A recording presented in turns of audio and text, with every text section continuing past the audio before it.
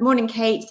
We thought it would be good to have a chat about one of the issues that's facing universities at the moment, which is sexual misconduct, because it's widespread being discussed in the sector. It's obviously in the minds of the regulator at the moment, and it's one of the issues that universities are having to face, both from a student perspective, but also from a staff perspective.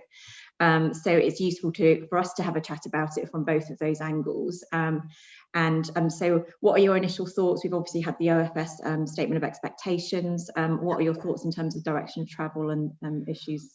Well, as you say, increasing focus across the board, and the OFS is going to look at how universities implement the statement of expectations and how well they comply and over the course of the next year, and then is going to take a view as to embedding parts of that into the conditions of registration on an ongoing basis. So, I wonder if we'll see something akin to prevent reporting, where you've got to report sort of incidents and particularly controversial or difficult incidents, and how many went to the highest level as such.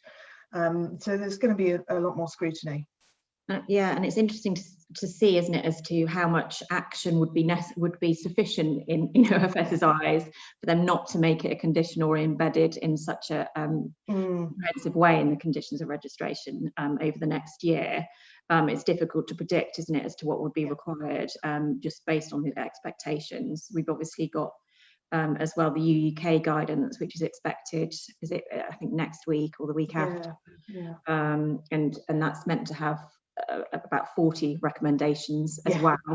So there's lots for universities to consider, and I think there's a lot of kind of difficult issues, aren't there, to consider, that we've been discussing with clients, and that UUK and OFS have covered a little bit in the statement of expectations and the guidance that they've provided and discussed so far.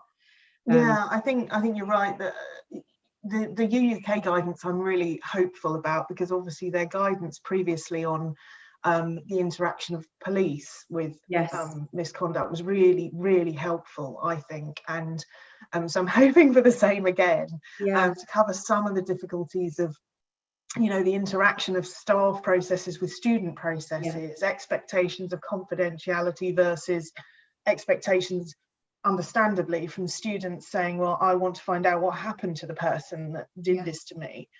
So lots of tricky issues to balance, and still a potential interaction with police. And I mean, that is one of the difficult issues, isn't it, in terms of criminal allegations, and remembering that actually the scope of an internal process is different to a criminal investigation. But yet may play into, and of course the police can demand notes from interviews and so on. And then that makes, of course, staff dealing with these matters understandably a bit nervous, because they are conducting an internal process. They are trying to support everybody, balance duties to everybody. And yet, at the same time, are they going to have to actually issue almost the equivalent of a caution at the beginning of discussions to say, well, look, if this were to end up with the police, what you say to me and I take notes of might have to be disclosed to them. I mean, it's not a comfortable position for a lot of members of staff. And I mean, it highlights one of the themes, isn't it, in the guidance and the discussions so far, in terms of about the training and expertise of staff, and appropriate signposting, and accepting that actually staff aren't appropriately equipped to deal with complaints, and also potentially the process that follows from it, and providing support both for the complainant and also the alleged perpetrator, and the staff involved. It is really difficult because of those sensitivities. And I think that's where, I find discussions with some of our universities helps them out, because they can bounce these ideas off of us, and they can say, well, look, this is where we're at and this is what we're thinking of doing next, and we can provide a sounding board. And actually being involved at an early stage but with a light touch is I think is quite helpful. you know, signposting the right things for institutions to look at and be aware of as they try and navigate all of this balancing.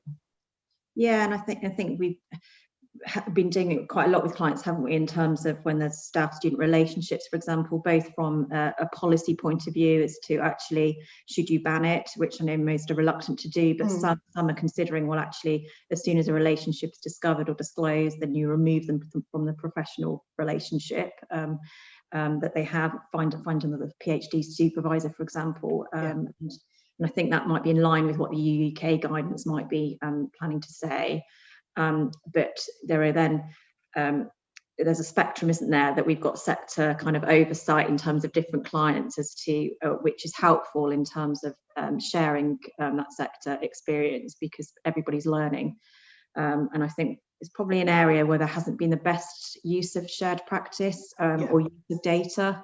And again, I think how lessons learned are built and using data is probably going to be something that's going to come out of UK guidance, and hopefully the sector will be better at. But that's definitely something that we've been helping clients with in terms of using our expertise on particular cases and policies, isn't it? I mean, do you have any particular views about students being party to staff disciplinary processes and that particular issues? Well, I think that's always difficult, because of course the person who's raising the issue and who has complained about something that's happened to them needs support, and they often feel at a disadvantage. They're not given the evidence that the person being taken through a disciplinary is given, and they're not given the chance to have legal representation. But then, you know, that's the same as the criminal courts, even for a witness. Albeit a victim who's a witness. And so I think it'd be really interesting to see where UUK get to on that, because that's one of the pressure points, isn't it? And I think there is scope from a staff perspective in terms of disciplinary procedures to consider how, you know, they may have the opportunity to be a party other than a witness, whether it's attending the hearing, whether it's having the opportunity to comment prior to a final decision being made, that actually could be ways that the procedures amended to enable it, so that it's slightly stronger whilst respecting the confidentiality of the parties. But I agree, it's a difficult area, but I think there is scope to change disciplinary procedures for these types of cases, if it's carefully considered. But yeah, there's lots of issues out there to consider, and that we've been helping clients on, so it's good to talk about them. Thank you. Thanks, Sian. Thank you.